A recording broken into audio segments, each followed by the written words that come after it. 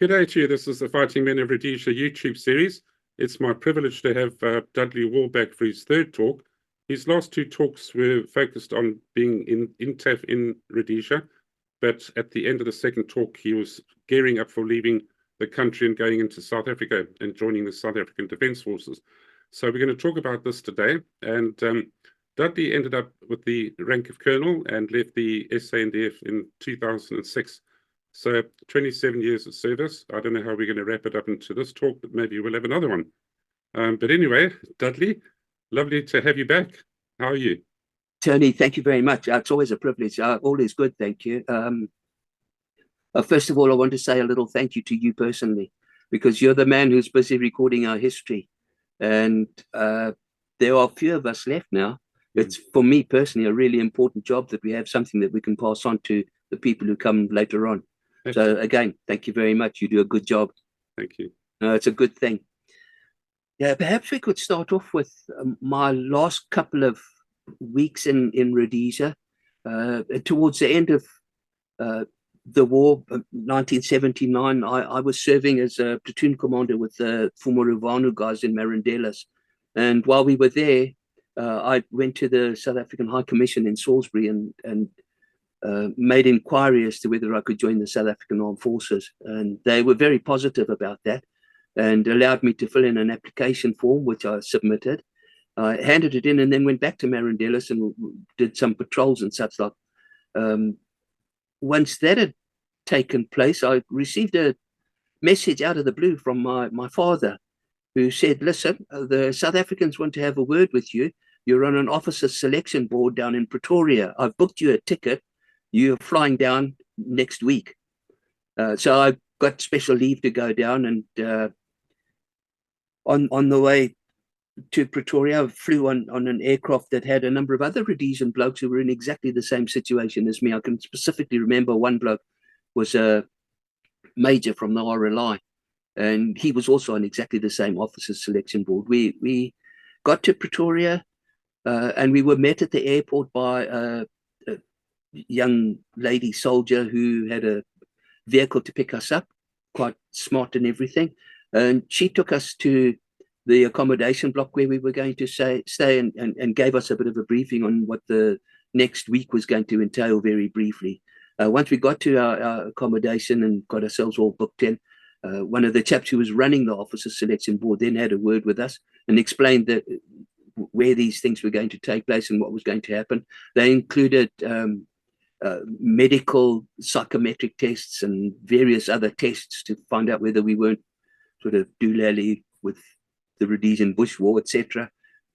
That particular week went really well for me. There were also a number of South Africans on that officers selection board as well.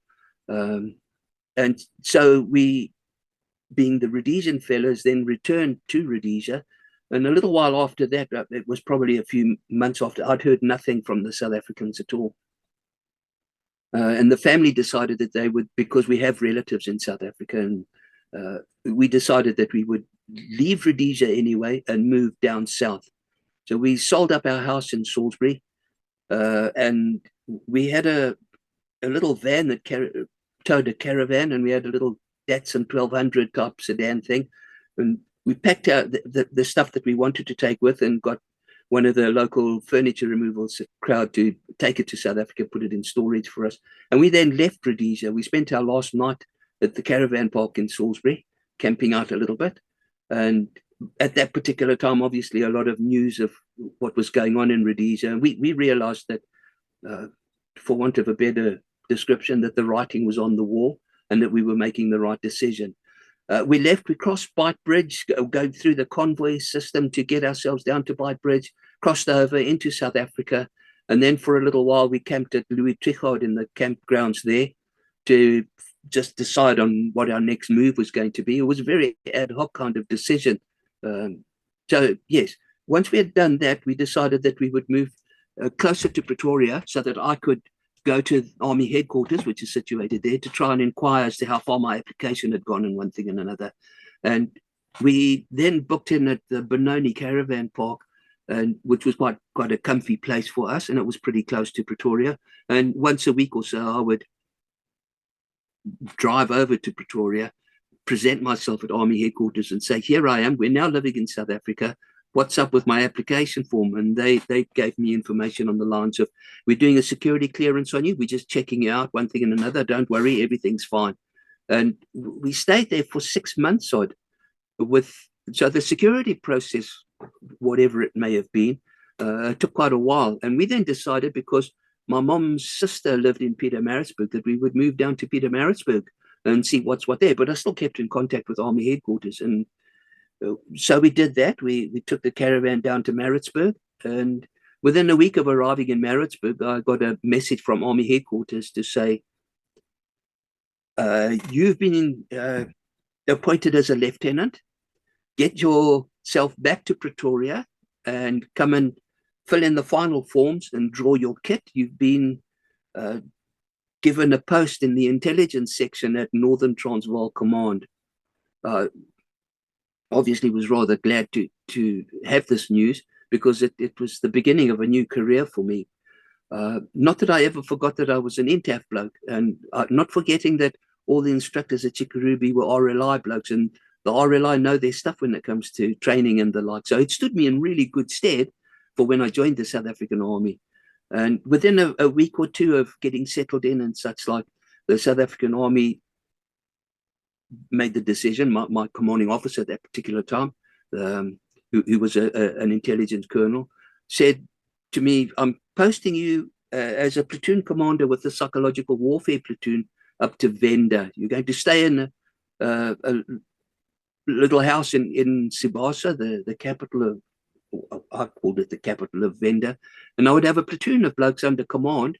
We were, the platoon itself had 3 sections, one section of qualified teachers, another section of doctors and medics, and a third section of specialist agriculturalists.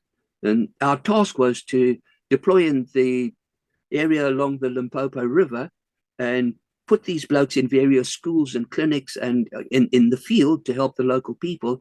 And by doing that, also persuade them that the South African Army wasn't such a bad organization. We were there to help the people. And that's precisely what we did. We did help the people.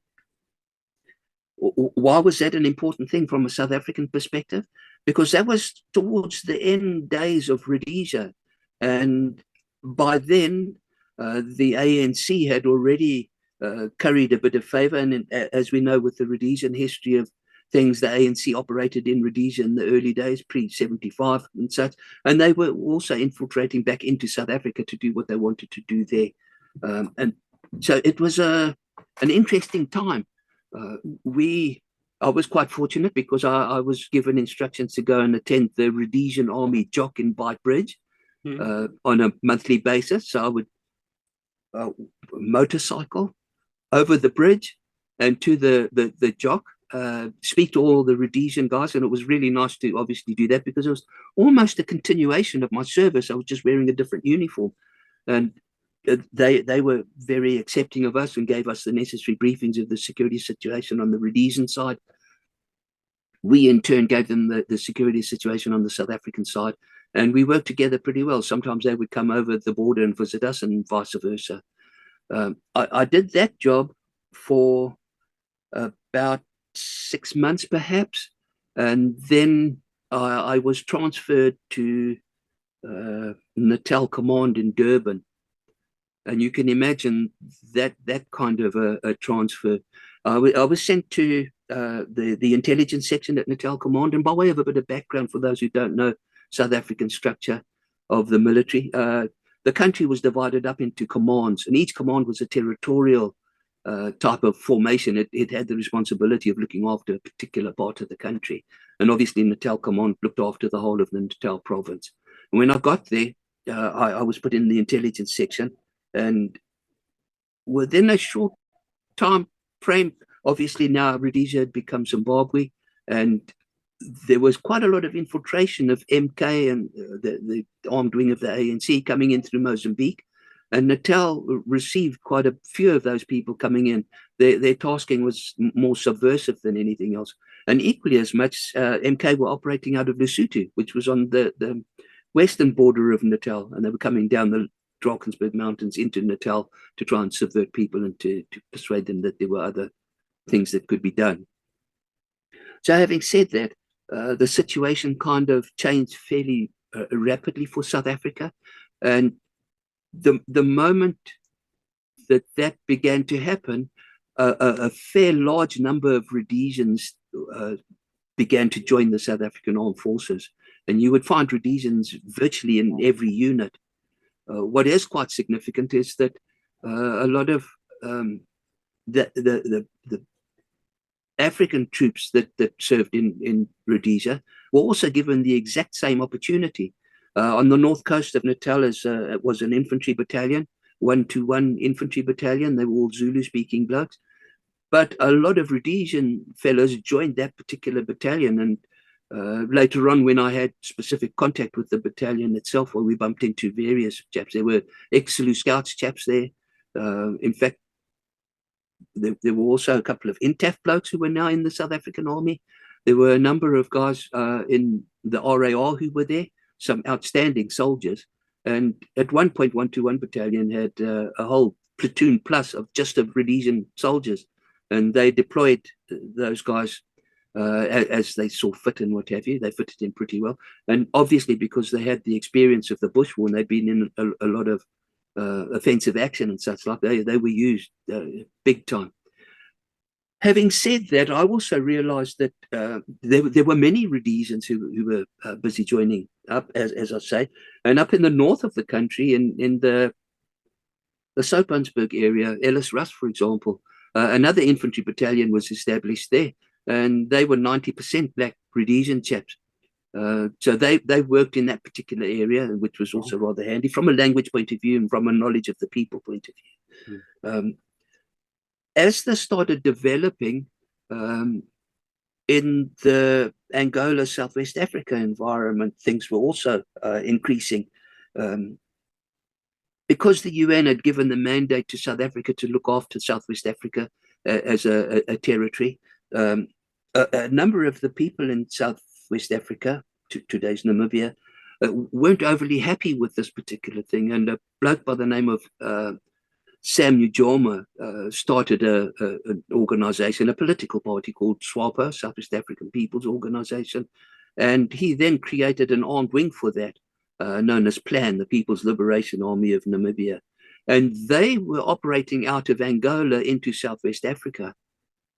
Having said that, because of the communist nature of the Angolan government and of SWAPO itself, they were receiving a certain amount of support from the then USSR and various other of the East Bloc countries in Eastern Europe, and also specifically the Cubans. The Cubans decided that they would deploy a force to Angola to assist in the training of the Angolan forces, but also to deploy in the front lines and to give hands-on combat assistance to the Angolan armed forces and to the SWAPO PLAN blokes as well.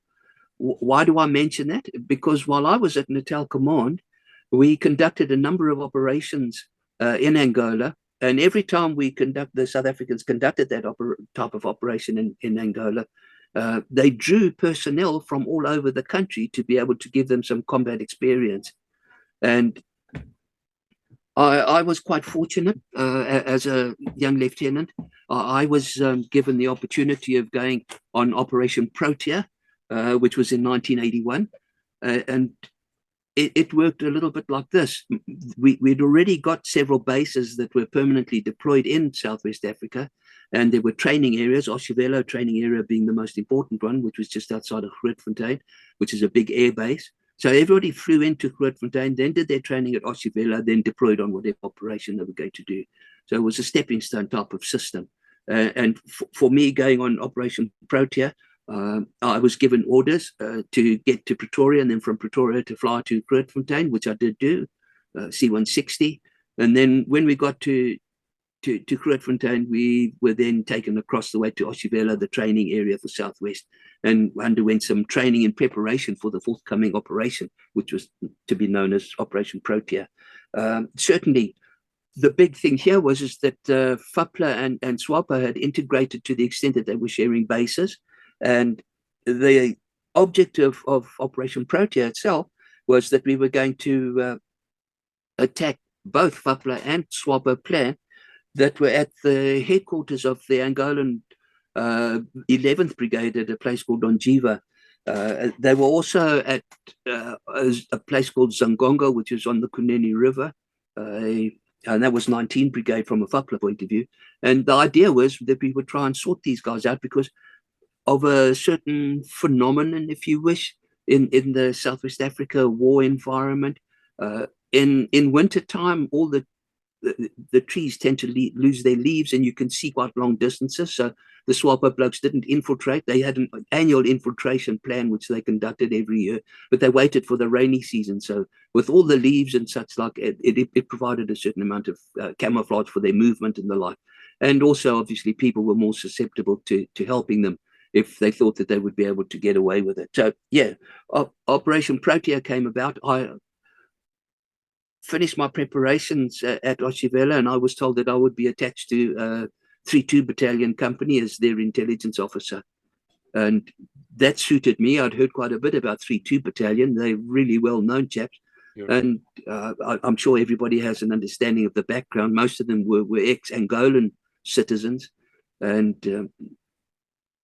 they were really good troops.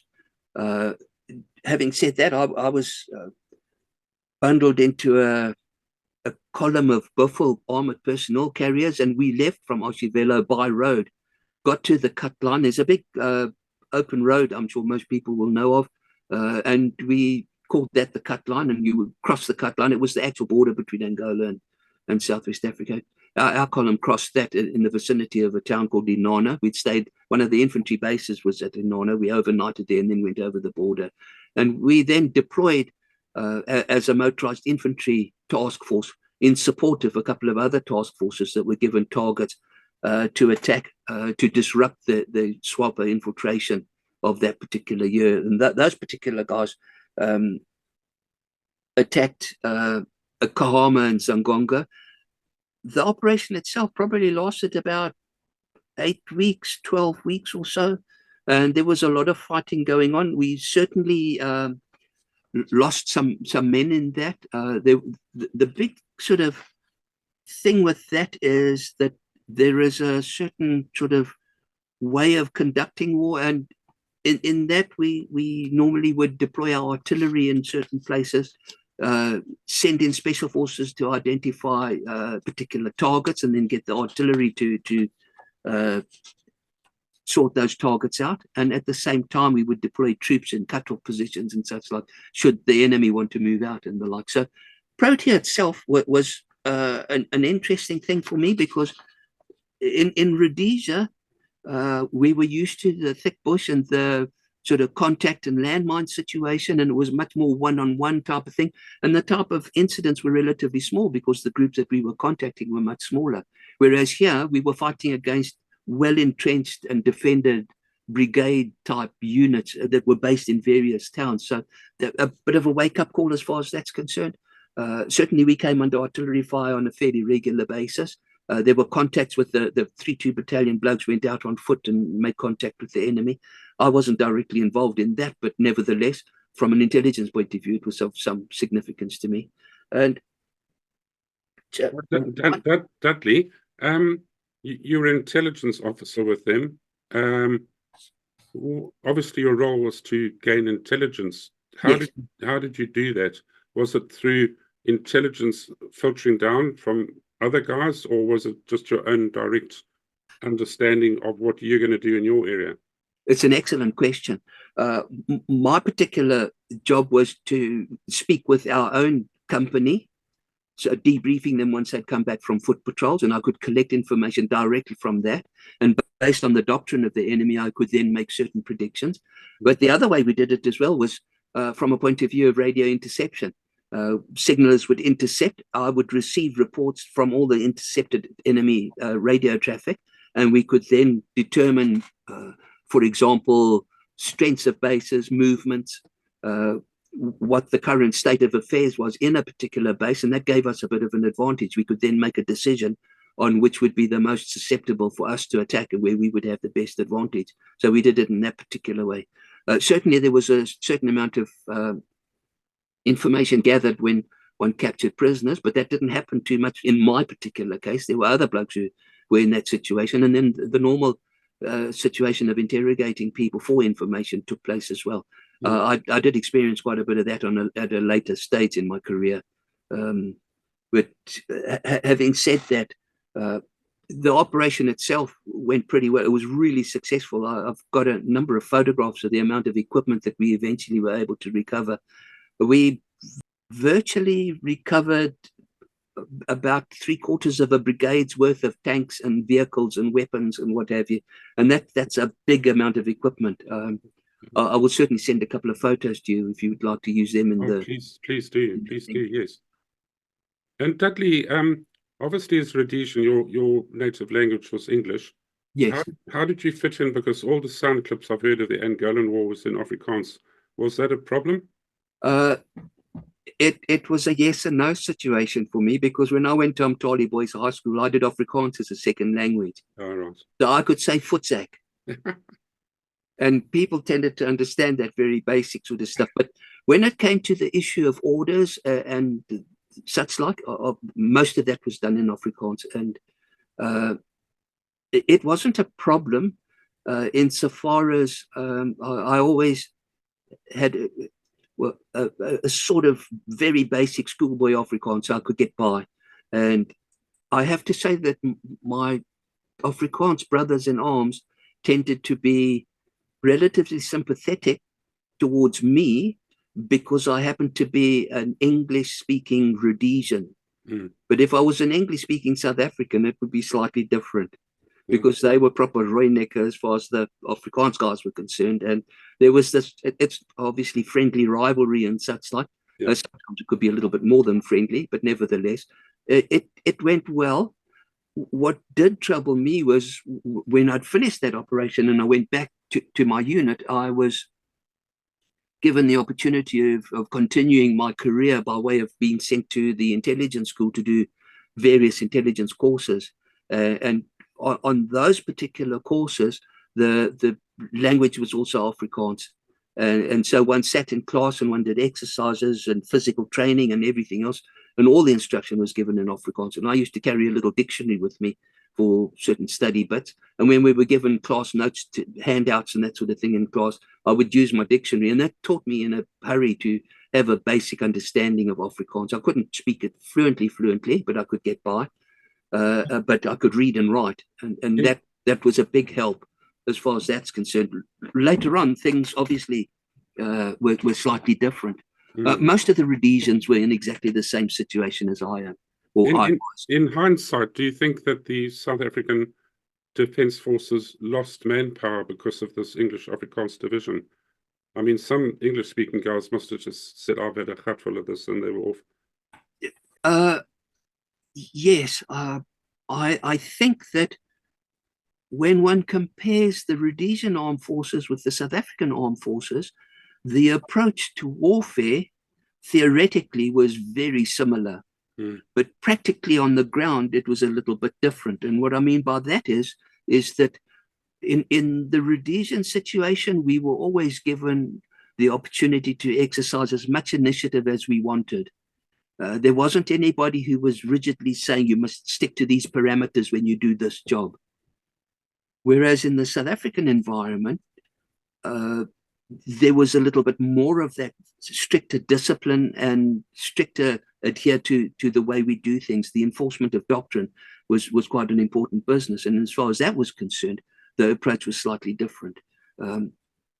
Some Rhodesians were so used to combat situation and being deployed in a combat area all the time that when it came to what was perceived to be a sort of peacetime army, things were somewhat different. And peacetime army is always obviously very different to a wartime footing. And peacetime army is much more rigid in the way that it did its business, and training was very strict. And a lot of Rhodesians didn't really feel that they fitted in with that kind of thing. I think largely out of frustration for wanting to be in the field, because Rhodesians are bush people. They want to be out and about and that kind of thing. And the mundane routine at a headquarters somewhere was somewhat on the dull side for a lot of Rhodesians. But having said that, there certainly at the beginning, a number of Rhodesians who were given the opportunity to join the South African Armed Forces did so, and then did a year and then left because it didn't suit them to carry on. But equally as much as that, there's also a fair number of Rhodesians who stayed behind. For example, when I was at Natal Command in the intelligence section, the one chappie that I worked with was a ex-BSAP bloke. And there was another young lad who was, I think he was a corporal, he was a Rhodesian. So they were all over the place. And depending on which units you went to, you would find more Rhodesians. Certainly at Natal Command, there were a number in various places. There were all the Rhodesians at 121 Battalion. There were Rhodesians up at Jozini on the Mozambique border. And so there were people about. After I finished my time at Natal Command, I was posted to 1 Reconnaissance Regiment as the regimental ent officer. Prior to that, I'd done another big operation in Southwest Africa. I was also on Operation Askari. For Operation Askari, I was one of the 3 ent officers, I beg your pardon, 2 ent officers in 6-1 Mechanized Infantry. And so we deployed on Askari for that. And there was, for me personally, 20-fold more situations of direct combat and coming under artillery fire, of engaging with the enemy, of shooting at tanks and having our own tanks shot out and that type of thing. And that certainly happened quite a bit. We lost it, and gosh, we lost a lot of blokes on Askari. Numbers it escape me right now, but certainly we did. One incident, for example, that happened very close to my intelligence rattle was a enemy T-55 tank was able to score a hit on one of the rattles, and it went in through one side, out the other. There were 5 blokes on that particular vehicle, and all 5 of them were killed. I was there when we had to get the bodies out to send them back home, type of thing. And of the 5, I think they fitted into 3 body bags at the most. So yeah, there's that sort of thing. There were lots of other incidents. Coming under artillery fire for me was a very interesting first that happened on Askari as well. A bit of background for Askari: it was a much longer operation than Protea, and we were looking at, from a 6-1 point of view, going back to the same place as Operation Protea, Zangongo and Kahama, with the intention of harassing them with artillery fire, airstrikes, and there were a lot of those. We did that for probably about 6-8 weeks. And the enemy would come out and take us on, and there would be clashes, and then they would go back into their defensive positions. We would maneuver around.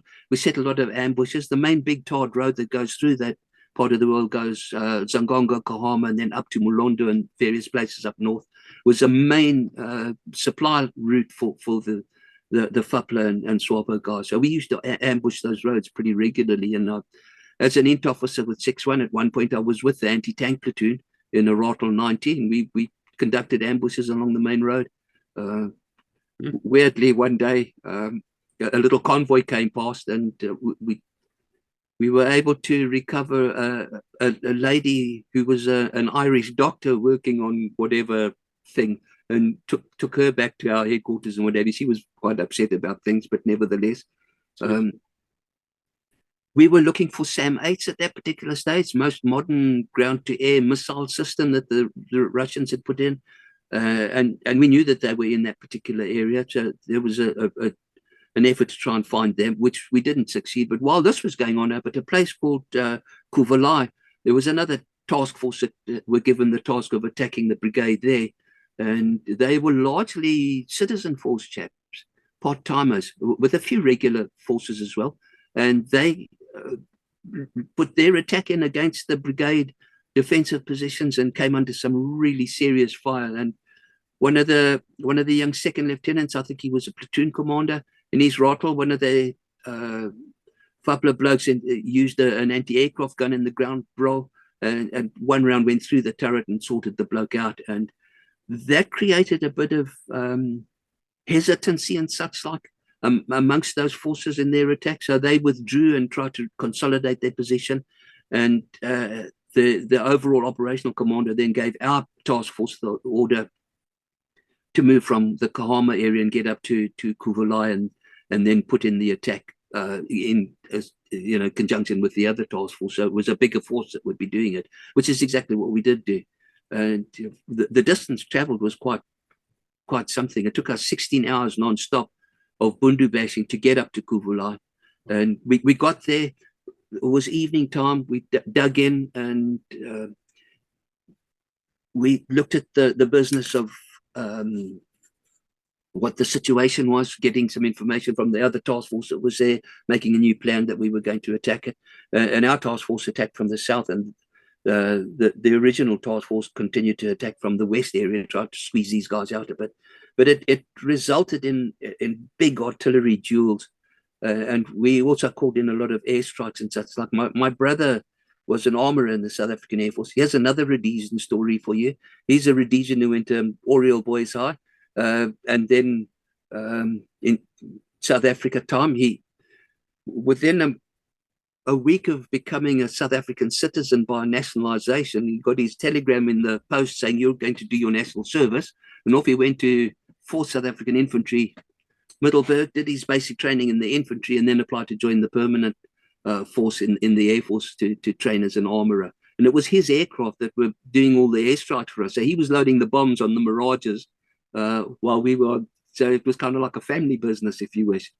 I believe because of the MiG-23s being far more advanced than the planes the South Africans had, that they had to lob their bombs from 6 kilometers away to hit from a distance. Yes.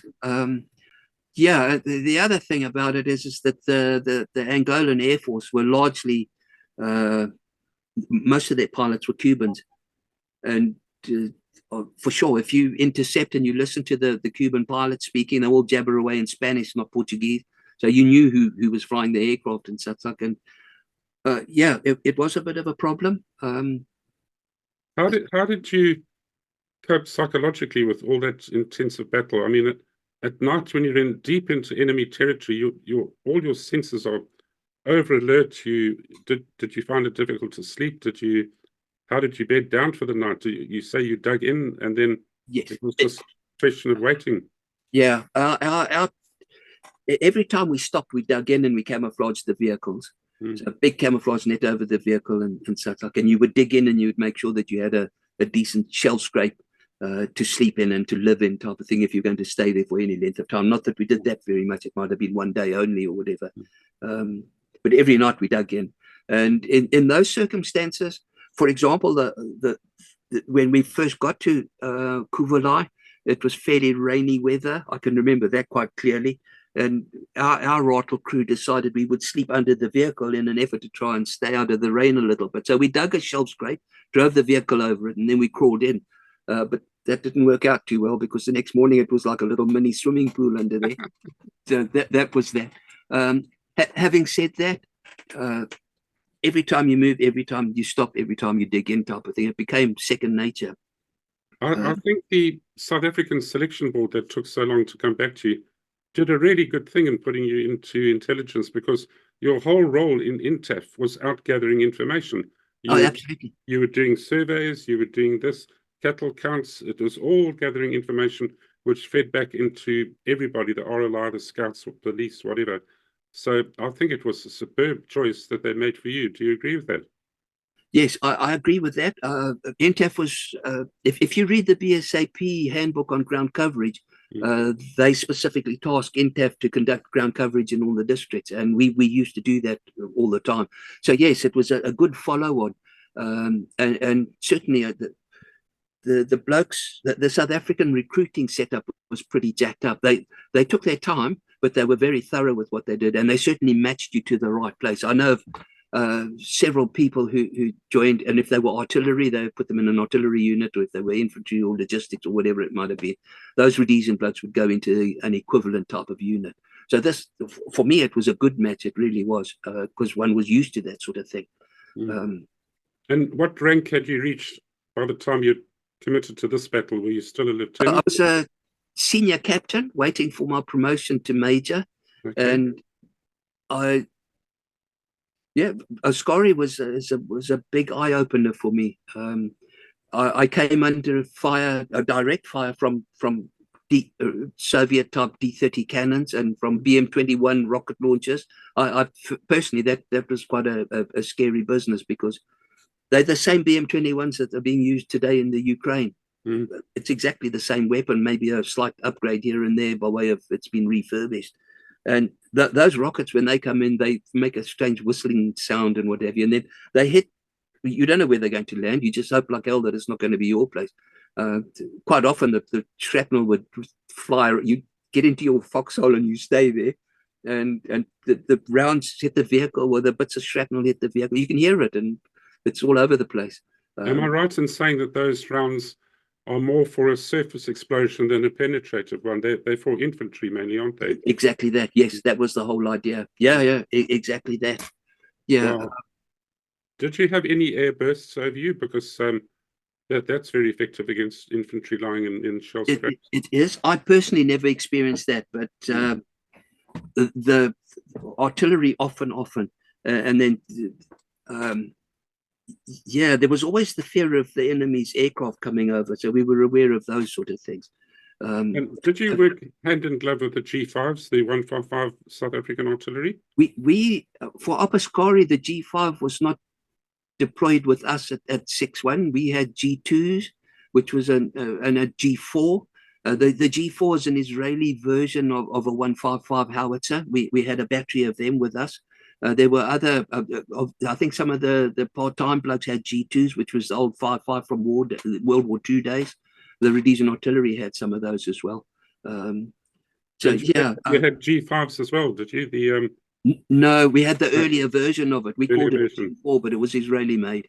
Right, because the G5. As far as I'm aware, yeah. Yeah, very interesting. So what happened after Askari, or do you want to share more on that? I'm willing to hear more. Well, Askari was, once we were able to capture Kuvalai, which took quite a while, and there were quite a few mines going off because there were defensive minefields protecting the town and such like. One of my jobs after that was to go bunker to bunker and try and collect as much information as possible. And in those circumstances, obviously, all the ops room and the comsen and those sort of things, they've all got documents in them, so there's a source of information and the like. That was my job there. I must have been in Angola non-stop for about, once the main force withdrew, we were told that we would have to wait a while. There were other jobs for us to do in that particular area. So we were the last to withdraw from Angola. And all that time, Dudley, you were married, your wife and kids? No, I was single at the time. You were still single, thank God for that, eh? Yeah, exactly so. No, yeah. Absolutely. I think it's a single man's job. I got from the start of going over the cut line for Askari and doing what we did, there was an opportunity for me to, I think I showered once with a mobile shower in 4 months. And then the second time was at Kuvalai itself. There's a little river running through it. And one day, all nice and quiet, I took my kit down to the river and I washed there. But yeah, it was an interesting time. And we learned a lot about the enemy and the structure of the enemy brigades and what weapons and such. We recovered, again, a lot of stuff. I was given an official camera to take photos with and what have you. And I took loads of photos of all the kit and what have you. Some of those photos have appeared in various books and such like, because they're defense property, so they gave them out type of thing. But having said that, we captured one Cuban bloke on that operation. Yeah, that was interesting. Christmas Day was an interesting day because it took place over the sort of November, December, January period. On Christmas Day, we were in a layup place in some thick sort of bush and such like. And I remember quite clearly that just before that, there was a bit of a contact and somebody had recovered some tins of tuna from Holland. It was in one of the enemy positions and like. So we shared it out a bit, and I can remember having that for Christmas dinner. But prior to that, that morning, in our particular defensive area where we were approached by an enemy patrol, and obviously a contact ensued with that, and a couple of the enemy blokes were killed. And I spent the morning going through pockets and things and getting people buried and such like. Useful exercise, because the one bloke was a Cuban that got sorted, and so we knew more or less who was there and what they were doing, and he was some sort of an instructor type with this patrol. Christmas, after that, and after having got all of that sorted out, Christmas Day was important from a point of view of a religious thing. The Padre of 5 Reconnaissance Regiment, we used to call him Saro, a big chappy with a beard and carried an AK-47 around. I can remember that clearly. He gathered us all up just before we were going to eat, and he stood on top of the front end of a rattle, and he gave us a little sermon about Christmas Day and the birth of Christ and that sort of thing. And in a typical soldier padre style, told us that, you know, it's an important day for us to remember and such like. He always made an impression on me. The reconnaissance element of our guys was 5 Reconnaissance Regiment, and ironically, prior to us moving out of Zangonga over the river and starting our operations and such like, the 5 Recce blokes were in a little. Zangonga is a small town, and all the buildings had been badly damaged and such like. And we the intelligence blokes all got into one little room, and it was a bombed out building type of thing, and that's where we stayed for a couple of nights. And opposite the way were the 5 Recce blokes who were doing the reconnaissance for this particular operation. And I happened to have a need to go across to speak with them, and I did so. And when I got there, I got a very pleasant surprise, a Rhodesian surprise. One of the blokes was a bloke by the name of Larry Critton, who was a staff sergeant, ex-Salu Scouts, ex-Rhodesian Air Force, ex-Rhodesian Army Service Corps. He started out as a chef in the Air Force, then went to the Service Corps as a chef, and then he joined the Salu Scouts, and then he started operating a bit or whatever he did. I didn't ask questions.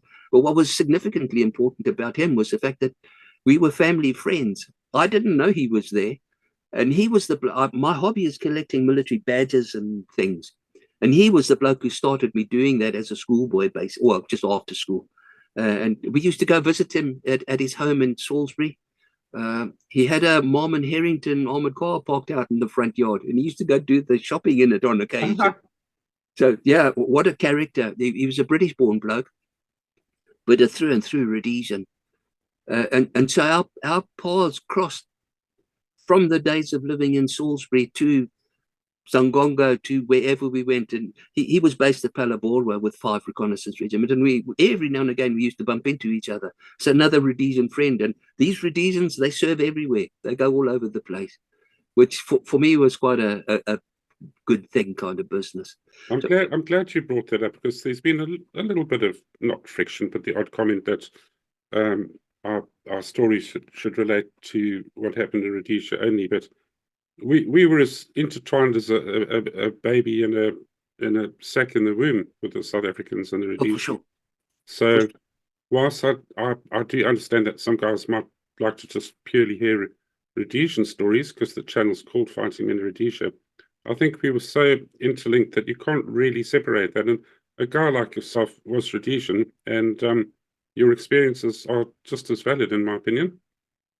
Yeah, thank you. Yeah, absolutely. And I have to say that there was mutual respect. There was rivalry, but there was mutual respect between the Rhodesians serving in the South African Army and the South Africans themselves. And it for me personally was a privilege.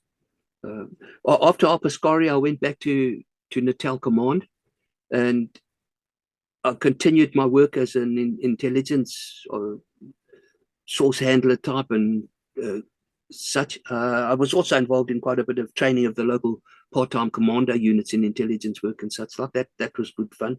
But as it is, when you're at a unit like Natal Command, it's the equivalent of a brigade and a brigade headquarters that has units under command and such like. And by way of obligation, you have to do duty at night in the ops room. So every officer, young junior officer, does ops room duty. And so you would clock in and you would spend the whole night in the ops room, and you would then have to deal with whatever incidents came about. And I must say, on the various times that I was a duty officer back at Natal Command, I had a couple of right interesting experiences. One of them was on one night, the ANC planted 3 bombs in 3 different places, commercial sort of cafe type places and shops and whatnot. They all went off. We had to deal with that on the one night, which is a coordinating type of thing by getting our reaction force out and work with the police and deal with those sort of things. That was interesting. But the cherry on the cake type of incident that I dealt with was I nearly got a submarine kill one night. Oh. I was sitting in the ops room and it was relatively quiet. The radio went, and a bloke who was a civilian pilot of a light aircraft was flying from Durban up north towards the Mozambique border. And on the way up, he was flying just over the sea, but along the coastline. And he reported that he had seen a submarine on the surface, and there was an oil slick. He described the submarine, and from his description, I knew that it was a Soviet Golf-class submarine. Wow. Yeah, there it was. I reported the incident to Pretoria Army Headquarters. A message went down to the blokes at 35 Squadron, the Shackletons. They moved the Shackleton up to Air Force Base Durban. My brother was on duty that night as well. He was one of the armorers that loaded depth charges onto the Shackleton. The Shackleton then took off and they were going to sort the submarine out. But by the time the Shackleton got over the position of the submarine, the oil slick was still there, but the submarine had gone. So sadly, we missed out on sorting one of those out. And there's some good information on that sort of thing. So yeah, that was incredible. And but would that not been seen as an act of war, or was he inside territorial waters? No, it was inside territorial. It was in South Africa's waters. I know we had the right to sort it out. Right. Yeah. Yeah. It is what it is, kind of thing. So it's quite a strange business being a soldier, because you've got all these different things happening at different times, and sometimes it's a combat situation, sometimes it's a mundane admin type of situation, and sometimes you're on duty and you could sink a submarine. So yeah, it's very interesting as far as that was concerned. And then I believe you did stuff for the reconnaissance guys as well, 1 Recce or 2 Recce or somebody. Yes. After my time at Natal Command, it was January 1985. I was transferred to 1 Recce on the Bluff in Durban as the regimental int officer, and moved across there. That for me was probably the best time of my military career in South Africa, was serving there. It was interesting because when I got there, the commanding officer was a colonel who's an ex-Free State Rugby star type, and a lot of the blokes who were serving at 1 Recce at the time were Rhodesians. The bloke in charge of the workshops was an ex-SAS bloke. The bloke who was the paymaster was an ex-SAS chappie who was a warrant officer class 1 at the time. And the bloke I took over from was ex-BSAP, I think. And there were various others. And of the operators at 1 Recce, there were a number of Rhodesian chaps, obviously some of whom I became quite good friends with because of our sort of connection with Rhodesia and the like. Yeah, I hesitate to mention names because it's out of respect. But some of the big legends of the SAS and the Zulu Scouts were serving at 1 Recce. There were obviously quite a few Rhodesians who were also at 5 Recce, and a number of the ex-Zulu Scouts black guys, they were all at 5 Recce. We had a few black Rhodesians in the lines at 1 Recce as well. Gave me the opportunity of speaking Shona to them, which was quite good. I enjoyed doing that sort of thing. So, having said that, but Dudley, sorry, I've always got questions popping in my mind. No, please do. the Recce's are the ultimate source of information. What could you feed them that they didn't know already? Well, this is the whole thing of a special forces unit. They are probably one of the best organizations to collect information, and they were certainly deployed regularly to do that. I did the intelligence work for a vast number of special forces operations in various parts of the world, and I was quite lucky in that I was also given the opportunity of deploying with the TAC HQ into the field to do some of those operations. So while I wasn't a frontline soldier per se, I got to see and do a lot of very interesting things. And some of the operations that these guys conducted were really daring. We'll leave it at that. So but, your task there was to get information from them to you, and also from elsewhere, and feed that back up to the brass who would. Yeah, it worked a bit like this. I was quite fortunate. I did. As an intelligence officer, I did the South African Army interrogation course, which was a really specialist type of course.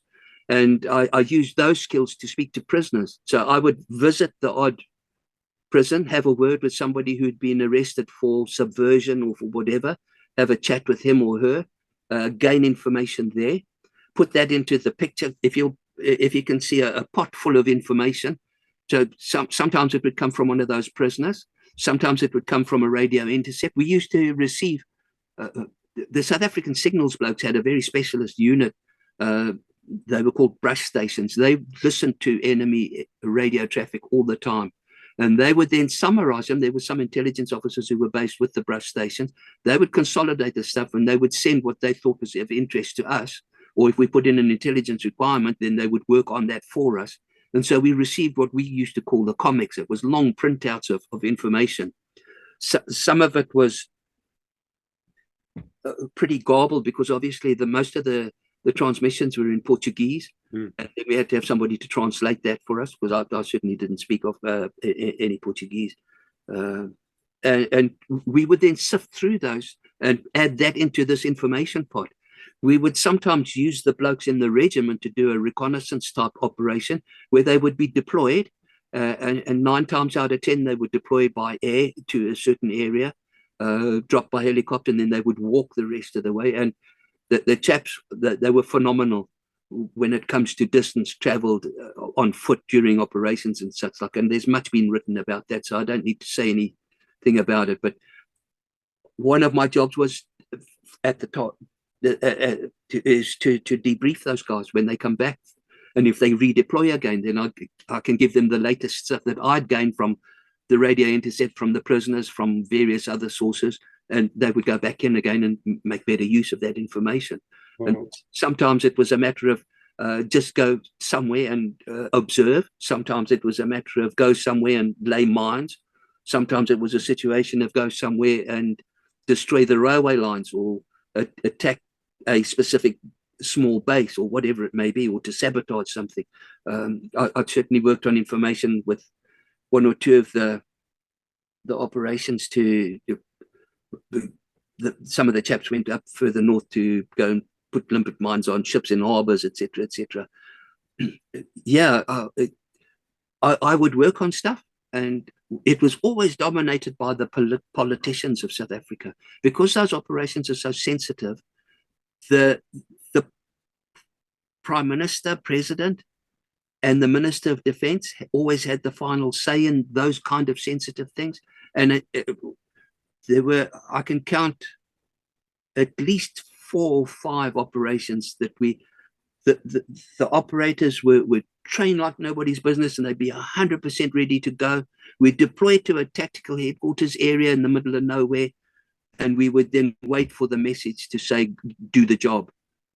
And at least 5 occasions there've been that sort of situation. They're ready to go. They've kitted up. They've got everything going. And then the big boss says, forget it. We're not doing that. And then it's a big letdown for the guys. It's super frustrating. And then, of course, it's a matter of, we used to get quite angry with the politicians for saying that because everybody wanted to have a go. Can you, in the few minutes that we have left, can you give us a flavour of some of those really hairy operations. You don't go into too much detail, but what type of things were you a part of? That was a bit of an eye-opener. I worked on the intelligence for I'm going to call it a visit to Lusaka to do somebody in. I did a couple of those. There was also another. I was the int officer for one operation that took place in Livingstone in Zambia. There was an ANC building there, and there were a couple of nasties there that needed something doing. And we deployed to southwest to the Caprivi, and we sat on a little island called Mpalela for a week or two while the blokes did their thing. There was quite often we would, because the whole special forces thing in South Africa during my time was one reconnaissance regiment was this oldest regiment. They were responsible for training. They were responsible for urban and airborne warfare, but occasionally they would be used for other things. The chaps down at 4 Reconnaissance Regiment at Langebaan did all the maritime seaborne type of thing, an equivalent of the special boat service in Britain. That was 4 and 5 Recce was largely the bush blokes, because the majority of their men were people from all over the different parts of Africa. There were Angolans, there were Rhodesians, there were Botswana, there was all sorts there. So they had specialism in knowing areas, in language and that type of thing, and that was their sort of speciality. And what did you oversee on the Mozambique there? To anything that went pop there? Yes, I did. I worked on one particular thing. It was a target in Maputo that needed sorting out, and the blokes did go there eventually. I don't know whether I was part of the actual TAC HQ for that particular thing, but yeah, certainly Mozambique. There are other stories about Mozambique. Before I was transferred to one reconnaissance regiment, while I was still at Natal Command, we occasionally did, let's call them observation patrols. We would deploy with long-range cameras and what have you right on the Mozambique border and try and get as close as possible to the border to be able to observe enemy bases and such like. And we did that quite a few times. So there were those sort of things. Certainly, South Africa was, I digress slightly as a kind of end to this talk. South Africa was one of the leading designers of drones, RPVs, if you wish, remotely piloted vehicles. And we did a lot of research and development in conjunction, again, with the Israelis, because they were our mates at the time. And we developed our own Seeker-type drone. We used to fly them over Maputo deliberately to try and get the surface-to-air missile blokes in Maputo to fire their rockets. And at one particular stage, the drone went over, and they fired a couple of £1 million worth of SAM whatever to destroy this drone. So we thought, well, we're onto a good wicket here. They're going to spend all of their efforts trying to shoot these things down, and they're going to use loads of money to do it. So we kept on sending drones over there to see what would happen. Literally only one was shot. They eventually wised up and they thought, no, the South Africans are taking the mickey now. So they let that go. But that was one thing of the Mozambique things. But from a one Recce point of view, back to that as a final thing, absolute privilege to serve there and to know those guys. One particular bloke that I've got quite friendly with was a chap by the name of Wayne Ross Smith, who's no longer with us. He was an SAS man, wings on chest chap. And because of my collecting interest of military bits and pieces, I'm in possession of his beret and his one jump logbook and such like. Because we spent time reminiscing about Rhodesian days and one thing and another, and he was very kind. He said, yeah, you can have my beret. So it's in the collection. It's one of the prized possessions that I have. Yeah, one remembers those blokes. The South African members of one Recce specifically, outstanding soldiers. Some of the finest blokes I've known. And later on in my career, I worked with Americans and with French and with whoever else. You won't beat the blokes at one Recce. There's just no doubt about that. Amazing. Yeah, and of course, there were a whole bunch of Rhodesians there. That's why they were the best. I didn't say that. They were really all good super professional soldiers. Wow, what a privilege talking to you. You know, honestly, I say this with all humility. I had such a wrong impression of INTAF guys, and I think a lot of us thought they were second or third tier men, but my opinion has changed remarkably. I think they're right there at the top, and guys with your caliber, your character were right in there, and you came out and you developed your skills to become a full colonel in the South African National Defence Force. It's just, and what you saw and what you did, it's I just take my hat off to you, man, honestly. Thank you. And what a tremendous career you've had. If you'd like to do a full talk that's more involved in real nitty-gritty, we can think about that. But how did you, in my life, other things one can talk about, because I went on to do a few other interesting things. Yeah, fascinating. That includes 2 deployments to the Congo, 2 to Burundi. Good Lord. Exercises in Botswana, and a nifty little story about Mozambique. Wow, man, that'll be really fascinating. I think we'll do a 4th one. And, I just can't thank you enough, Dudley. I'm very impressed with your life and what you've achieved. And my last question is, how did you go from acting captain to full colonel so quickly? Where did the promotion come?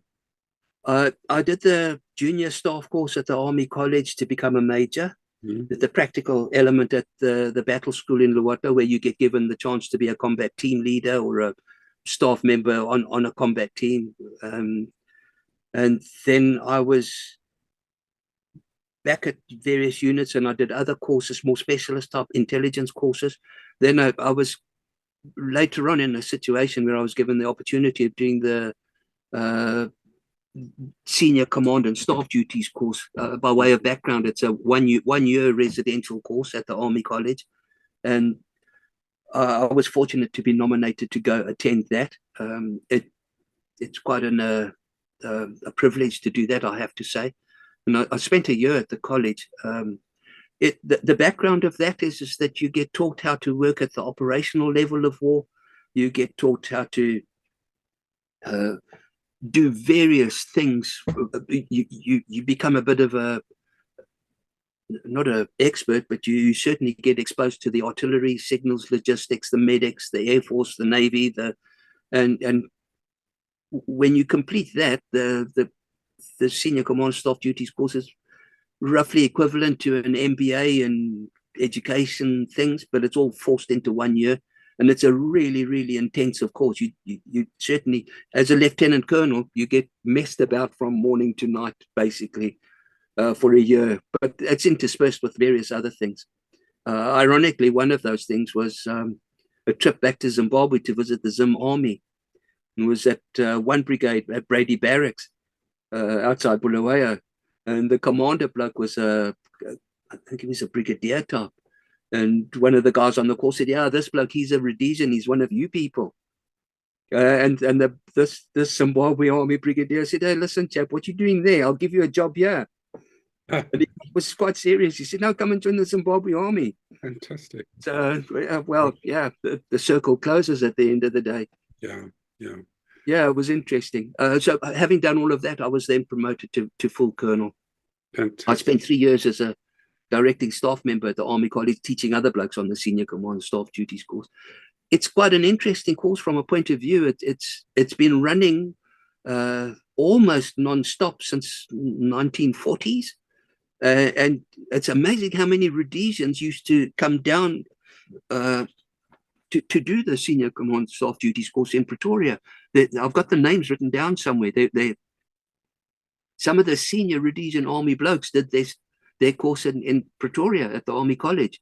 There's a main entry. The building is an old World War era type building. The cornerstone was laid by Kitchener, but it's in the main entrance. Each staff course, each Command and Staff Duties course that is completed and you're successful, there's a little plaque with all the names of the blokes who pass as you walk in. And so the entrance hall thing is all full of these plaques on the walls and what have you. And the number of Rhodesian names that are on there is quite significant. So yeah, again, the Rhodesians, they're everywhere. Amen. Dudley, a fascinating talk. I can't thank you enough for it. And definitely going to have a 4th one. You're such an interesting character. And I'd like to remind everybody that if you're a viewer of this series, to please come forward if you have a story, and to please subscribe and hit that bell. It helps on the YouTube algorithms. So, Dudley, thank you very much, and God bless to you. Always a pleasure. Likewise to you too. Thank you. Bye-bye.